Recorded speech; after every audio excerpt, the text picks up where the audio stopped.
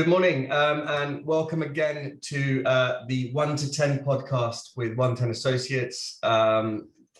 We are here today. I guess the purpose of this podcast is to provide, inspire, motivate, educate those who are looking to become COOs or CFOs, whilst at the same time giving real value to those already at the top and who may want to listen to some of the war stories from their peers. I am delighted to be joined today by a very dear friend of 110 Associates. He's been a big advocate and sponsor for us over the years, and himself is a seasoned CFO, COO profile, having worked in various types of funds and more recently been instrumental in the setup of a special situations fund in London. Mr. Malcolm Goddard, how are you? I'm very well, thank you. Thank you for bigging me up. It's very kind of you. I think the sort of subtle version is old and experienced. So yeah, no, it's good to be here. You can't use words like old anymore, Malcolm. So perfect. So look, thank you for taking time out of your diary to join us. I know. It sounds like things are pretty hectic and chaotic from a Zetland perspective, but just keen to kind of, I guess, run through certain questions with you and understand, I guess, a bit more about your journey and I guess some of the challenges that you've faced over the years and continue to face in your role. So I guess to kick off would be, how did you get to the level of COO or CFO, and was it something that you'd always set out to do? Yes, I think it's always an interesting question. When you were young, did you think, no, I don't want to be a footballer or an astronaut, so I'll be a COO? Unfortunately, I don't think I was ever that focused at that age.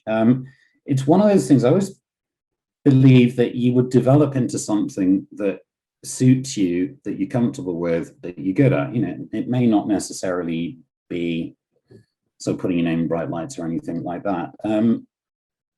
I qualified as a chartered accountant a very long time ago, decided I didn't really want to do accounting as a career. So what did I enjoy? What was I good at? And I ended up working for an outfit called James Cable, which is now part of HSBC. Well, it doesn't exist anymore. It's been subsumed by HSBC. At the time that emerging markets were kicking off, I ended up working for a gentleman who sadly is no longer with us, called Mark Donegan. Mark set up the emerging markets of business. He business and cables, ran it for about 2 years, disappeared off to Deutsche, and then set up Altima in about 2004. And quite by chance, I sort of hooked up with him and another colleague. At the time, Altima had spun out of Deutsche and was setting up, and they wanted somebody to be the COO. And I thought, yeah, okay, well, I was your business manager in the past, so why not? And even prior to that, I mean, I did a stint at Barings, I did a stint at Commerzbank, but it's always been developing businesses and sort of stepping in, structuring, accounting, how do we get things done? And a lot of it's down to delivery. So I did 10 years at Altima as their COO through good times and not so good times. Altima, we got up to about 5 billion and offices in New York, Monaco, we had a broker dealer in New York, 75 people. And then unfortunately Mark passed away, which was not great. And business was put in runoff. I left in 2015, decided I want to go do something else, went consulting, bumped into Ahmed in 2016, and the rest, as they say. I always wanted to do a startup. It was one of those situations that it was probably the right time to do a startup. Ahmed's vision appealed to me. The culture of Zetland appealed to me. It's something you knew you could make a difference in. And so far, touch wood, so good. We're building something that doesn't necessarily look like your standard private equity firm. just in terms of how we treat our people. But it's quite special. It really is. No, I mean, doing this. This is by far and away the best culture I have ever seen, and it's fantastic you're part of it. Brilliant. Yeah, no, I mean, look, as an outsider, can certainly vouch for how you along with Ahmed, how you set about building the business, and yeah, definitely from a cultural standpoint, that piece shines through. I guess what would be interesting to understand, and I appreciate you've kind of operated in this COO space in a different range of businesses in terms of size and asset class and strategy, etc. But from your perspective, coming into that kind of startup zone with Zetland, what were the biggest challenges that you faced when you came in as COO? It's always a difficult one, because I think if you are a sort of a principal and you're starting up, then to put it in context, Zetland is, it was a ground up startup, right? It's a bunch of guys, I think there were 5 of us to start off with, who hadn't worked together before. And it was effectively funding the business. So it's sort of taking those steps, it's sort of training wheels type thing. So the issue really is, and again, it's a lot, it's sort of benefits of experience, trying to do too much too quickly, right? There's always going to be this overriding thing that the resources are finite and there's nowhere to hide. So the experience comes in. You need, certainly for the first fund was successful. It took a while. You have to love your clients. Everything has to be focused towards your clients. So a lot of the stuff that we do is going to be client oriented. So, we'll go above and beyond in terms of just helping them across the line, stupid stuff like that. So AML is normally the pain that everyone hates. Great. How can we make it more straightforward? How do we keep them informed just in terms of what's going on, good stuff and not so good stuff? That's what we built towards. Now, at the time, it was what are the policies and procedures, given that you really don't want to be in a position when you're going playing with live ammunition. You've got to build something, but you've got to build something that's battle tested at the same time.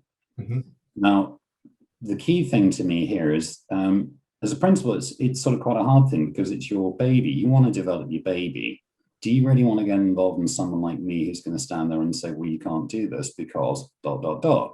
And it can be quite a difficult message at times. So, one of the key things, I've been asked, what are my top 3 skills, or what are the top 3 skills required? Really, if you look at what a COO is, particularly at startup, they're part lawyer, part accountant, part business manager. They've got to have the discipline, they've got to have the knowledge, but they've got to be a good communicator. And that is absolutely fundamental, right? Yep. You're the guy that's going to say no. That can be quite stressful. I am surprised they made it as 10 years as a COO at Altima. Plenty of stories of people out there who said no one too many times. But you've got to be in a position that it's the old thing. You've got to be able to speak truth to power, right? But that's a negative connotation. The other thing is just building the culture, building the policies and procedures. So when you do go in anger, you know that you're not going to end up falling flat on your face. Yeah. So startups are hard work. Startups are no place for amateurs. Startups are no place for the faint-hearted. Just think, if you're a principal, if you're setting up a hedge fund, if you're setting up a private equity fund, before you get $1 coming the other way, how much is it going to cost you? And I sort of see people going, oh, yeah, well, we don't like the function. It's just somebody fills out forms. No, it's not, right? It's completely different. And one of the things, bizarrely enough, and this is going to sound slightly self-serving, what the hell, that appealed with Zetland is that they wanted to hire someone like me who was quite experienced. So you can argue that's a little bit of a statement of intent. The other thing, just switching gears, is as a startup, it can be quite difficult because cash is constrained, but you still need a team. How do you attract and retain the team? Part of that's culture, part of that's training. So the guys who we've hired through you, and if you spoke to them, Is it something they would have done generally? Possibly not. I don't know. But the one thing that they get out of this, if nothing else, is they're going to be trained a lot better than most people out there. We encourage people to think, right? We have a very, very inclusive culture. And what you do is not constrained by what your title is. Yep. So just things like, there's obviously operational functions that we'll do, but fundamentally, the way that we look at this, Ahmed is an absolute joy to work with. Not your typical, bang the desk and shout. You must do this, you must do that. He will give you space, and he trusts. Yep. He sort of trusts the people who he works with. My role in this, very, very simply, is just making sure that we don't make mistakes. How do we do this? So what I do, I mitigate, monitor operational risk. Part of that's hiring a team. I'm fortunate because we have the elbow room to do that. And again, it's quite a challenge when you're used to doing it yourself, taking the step back. But it's with others, building the necessary way of motivating people and keeping people informed whilst still doing the best thing by our clients. So, it's down to 5 simple things. Really, it's keeping stuff simple. It is remembering that things are constrained. So you spend money wisely, including on people. So it really is people for jobs. One thing that I know you feel very strongly and passionately about this, and I guess something that we often come up with against, especially with first-time funds, is I guess setting that bar, or whether it's down to budgetary constraints or other factors. But when first-time funds are looking to appoint a CFO or COO, and I guess there's 2 different schools of thought, right? I.e., do we go for someone like a Malcolm who's been there and done it before, or actually there might not be enough cash in the bank, so let's go with someone who is currently perhaps a frustrated number 2 and looking to step up. So like, I know for me, I kind of see it from both perspectives. I know from conversations with you, it's something you feel quite strongly about. And would you mind kind of giving your views on, I guess, how a first-time fund should go about hiring? It is fundamentally quite difficult, because you obviously want the best that you can afford. The keywords being what you can afford. There are ways that you can do this. So as a first-time fund, if I was to sort of put a strategy down for a first-time fund, there's 3 or 4 things that you can do. So I would always say hire an experienced COO. As I said, if you want somebody that's part business manager, part lawyer, part accountant, and somebody who can communicate, even something as simple as fund construction, it can get you way ahead of where you were. You're talking to people you wouldn't necessarily otherwise be talking to. The second thing is there's a cash element to it. There's a non-cash element to it. So, you can share the risk. That's not an issue. Worst case, you can do something on a consulting basis. You don't necessarily have to put somebody on the payroll on day one, right? There's the equity option. There's always the equity option. You don't have to lock somebody in saying, well, okay, I'm going to pay you this on day one, because you're right, you don't necessarily need to afford it. Now, does that work for everyone? Possibly not. People are at different stages in their lives and careers, and they have different, sort of different requirements personally in terms of what they can afford, what they need cash, or whether they've got cash, that sort of thing. When I started at Zetland, the reason I probably went through a list of things I wasn't keen on doing, and I've probably done all of them. But again, it was the vision seemed to work for me, the motivation, what Ahmed's trying to build resonated hugely. I was fortunate because I was in a position that I could take a little bit of risk, but I'm obviously not doing this for free. And I knew that I could add value. Now, if you're dealing with somebody who's got, slightly younger, got kids, all that sort of stuff, you can see why they would want a salary. But again, you could do it on a consulting basis. And that way you're risk sharing. You can give up some of the GP. That way you're risk sharing. rather than, well, we're going to put somebody on an employment contract and it doesn't work, we'll give them 3 months notice, yada, yada, yada. You could put it as simply as that. But fundamentally, if you hire the right COO, it will save you money. It absolutely will save you money, and it will accelerate things. And again, you've got to look at what the function of the COO is at the end of the day. So it's not the guy that does the regs, right? There is a lot more to it. Everything from regulatory to HR to, if you sort of starting up with few people, fundamentally it's everything that is an investment, and that would include execution, right? So we still get involved in an execution at Zetland because it's our balance sheet. Yeah. So if you were looking at buying making an investment in a corporate, first thing you're going to want is a good finance director. Right? Always look at your COO/CFO as that person, right? You are capitally constrained. Here is somebody that can challenge your assumptions. Here is somebody that can say, you don't do it this way, here's another way that you can do it, and this is why. But the key thing from an individual's point of view to do this role, they've got to be relatively confident. They have to share the vision, because startups, again, they're Darwinian. This is not something you do on a whim. So you have to share the vision from day one. You have to be engaged, right? If you're not engaged, it's a waste of time. So there's sort of an emotional is probably the wrong way of doing it, because obviously you have to make a rational assessment.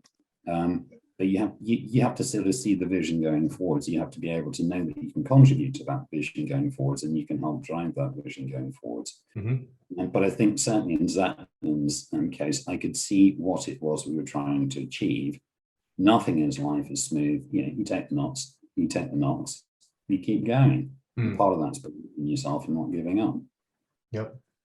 Does that answer your question? Yeah, no, definitely. I mean, it's interesting to get in. I guess it's one of those situations where everyone has their own view, and like you say, more often than not, it is determined by things like budget. But it's always interesting to hear how different people view these things, especially with someone like yourself, or even if we would speak with Ahmed, kind of understanding his thought process at the time, or for yourself, having gone in and having the benefit of that hindsight, I think is always useful.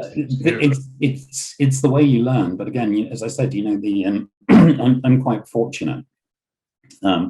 Excuse me, because I have a principal that kind of understands that. And then the second thing is, you obviously, if money was no object, you'd hire the best people that you can, right? Money is an object. So again, do you want to hire an ops team? Do you want an individual? If you hire an individual, that individual's going to run out of bandwidth pretty quickly. Obviously, the more experience, maybe slightly wider the bandwidth, but again, it's an outsource versus in-source discussion, because there are only so many hours in the day. So you want to hire a team, and do you want to hire an experienced team, or do you want to hire a team of people who want to grow? If you want to hire a team of people that you want to grow, you want somebody, and again, this is going to sound self-serving, but you want somebody who has the experience of training people, right? So you're giving people a slightly broader remit than they would otherwise get if they were just working for a bit of a big firm. You'll learn a damn sight more quickly. And one of the things we found, and certainly with my guys, and it sort of speaks to the culture at Zetland, we allow people to contribute their thoughts, right? So about sort of 18 months ago, you could see there was a lot going on. We were doing fun when we were sort of closing transactions. You could see people's heads dropping. And you just look at it and think, okay, you're in the weeds, right? Let's take a day out. Let's sit down. Let's go through what we like. Let's go through what we don't like. How do we make this better? And it's a process that we encourage. And, reflection should not be difficult, but it's actually quite a difficult thing to do. You're not doing the job. You're overseeing these people, right? But, some of the best ideas came out of the youngest member of my team. And you think, oh, yeah, okay. But then he's doing the spade work. What is going to make his life easier? I could sit down there and go, you should do this, that, and the other. I'm not physically doing his job. He can do his job. But what is going to make his life easier? And then you just incorporate that in. But one of the things that you have to realize is your overall responsibility is to mitigate risk. So if they make a mess of it, that's your fault, which is the oversight bit. So part of what I do is safety net. Yep. And I probably motivate and frustrate my team with equal measure.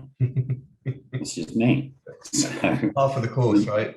It is, but it's sort of the experience versus less experience. It's doing stuff for the sake of doing stuff versus why am I doing this? How do I do this and make it better? So, if we completed a transaction, we'll have a wash up and go, okay, what do we do well? What do we do well?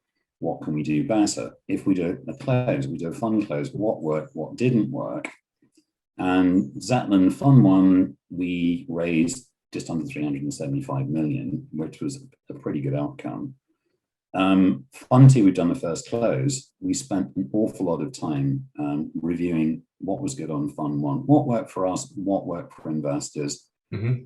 First time funds are difficult because you're going with the boilerplate stuff. So the benefit of experience, what would we have done different in the context of what are our LPs going to want to see?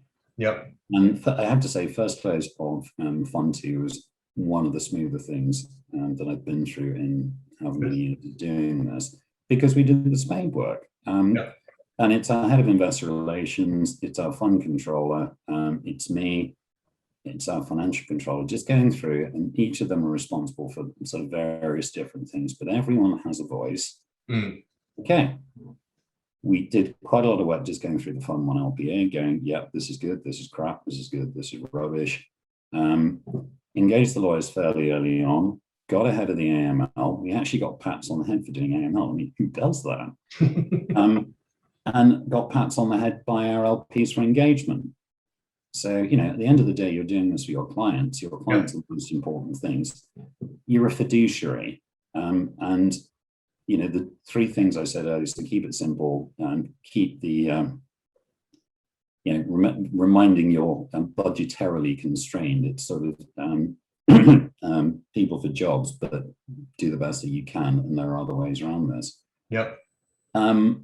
The third and potentially, well, certainly from my point of view, it's look at the team versus the individual. It is always going to be about the team, right? The way that we can multiply what it is we do is not as a collection of individuals, it's as a team, right? So the whole is always going to be greater than the sum of the parts if you do it properly.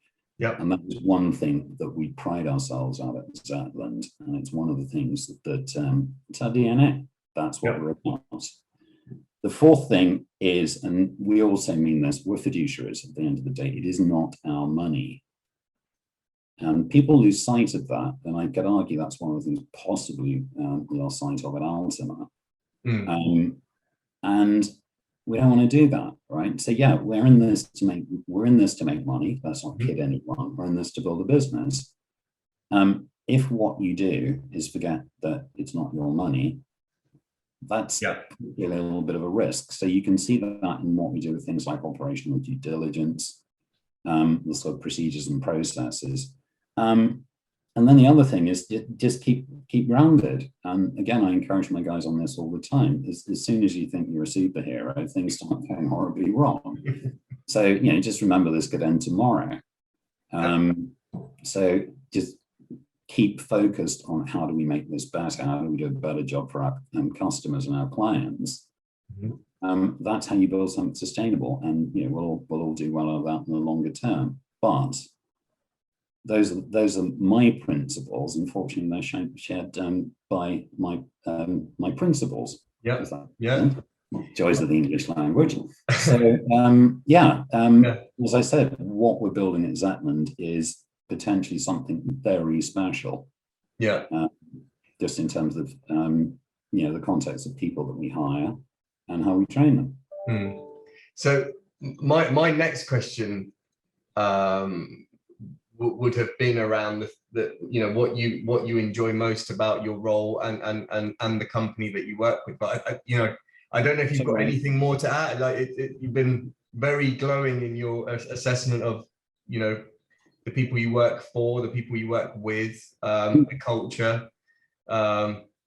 It doesn't come by accident. That's the thing. No, yeah, absolutely. But I guess, is there anything about your specific role, Malcolm, that you feel? Yeah, there is. I mean, it was one of those things where if you look at the other places I worked at, generally speaking, they're sort of white middle-aged males. Diversity is we have people from East Sussex and West Sussex. Right?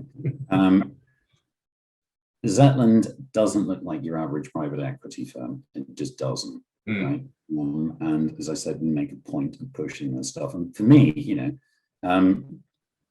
collectively, I've been described in the past as part of a team with a low boredom threshold. Right? It's different, and that sort of stuff is a revelation. So a lot of the ESG stuff we get involved with, it's fantastic. And it's dealing with operating partners of a similar age to me in Europe. Getting over that hump has been quite challenging, but we've done it, right? So you sit down and you explain to people why it is we're doing this, and generally they get it to the extent, Rachel does a really good job. Rachel Morgan, our head of portfolio realization, does a tremendous job at this. And it's just explaining why we're doing it. We're not doing this for the sake of doing it. This is why. And we're treating you as grown-ups, but we do require compliance, as opposed to, here we are with the money, you're going to do this. Right? So again, it's treating people how you would want to be treated. Up to a point. You don't sort of confuse treating people well with being a soft touch, because there comes a point where people might want to take advantage, and we've established where those lines are. Yeah. But within those boundaries, what is wrong with showing a little bit of respect to people, as opposed to what I've seen in the past, which is a lot of table thumping. But yeah, that's the good thing. And that's the whole thing about being inclusive. And I look at certainly the people as an organization we've hired in the past year. There's a number of people I met once physically, but because we have the ethos, they're quite happy as working as a team. We've onboarded 4 people virtually. Yep. We're actually quite looking forward to getting back to the office. So as an organization, it's great. My role, fantastic. How do I describe it? They do all the work, I take all the glory. I think it's probably more than that. But again, it's providing, you don't want to micromanage, and that's quite difficult. And it's coming back to, are you capable of doing their job? Well, yeah, if I was entirely honest, possibly not as well in detail as some of them. But how do you allow them to grow? They're going to look at me at some point and go, you're old, you're great, why are you still here? Sounds slightly counterintuitive, but that's possibly, I've done a good job at that point. Yep. Not particularly self-serving, but it's allowing people the elbow room to grow. I think certainly the challenge from my point of view is stopping them growing too much. And that sounds, again, slightly counterintuitive. You don't want the sort of kid in a sweetie shop syndrome. So there's only so much people that you can do, and you can look at this in the context of risk management. People have too wide a remit, or they try taking on too much too quickly. Yeah, it presents an unacceptable risk. And equally, if I step in and do a whole load of stuff, I'm going to run out of bandwidth, and that's an unacceptable risk, both in terms of bandwidth, potentially making mistakes, and actually getting stuff done. Yeah. So if you were to describe my role at Zetland, fundamentally it's sort of mitigation and management of risk, but the other stuff is getting stuff done, person in chief. So that's it, and sort of developing the team around that. So just working out, and if you look at the ops function within Zetland, the sort of traditional CFO, ops, compliance leader, all that good stuff. But we also do all the execution. We're responsible. We're actually operations and execution. So we will oversee execution because it's our balance sheet. But then we also have the link in with LPs, so investor relations, Alex, who does a tremendous job at this. It's the end of the chain. You know, it's like if you watch the Apollo movies, they have this thing called CAPCOM, capsule communicator, which is the only one who's really allowed to talk to the astronaut to stop confusing messages. That person's Alex, but she will feed through from the rest of us. So you've got a consistent message that goes out. So it's great. You know, I have to say, as a sort of slightly crusty guy, old guy that is, it's what's the word I'm looking for? It is absolutely fantastic looking at things not in a sort of baby boomer context, if you will.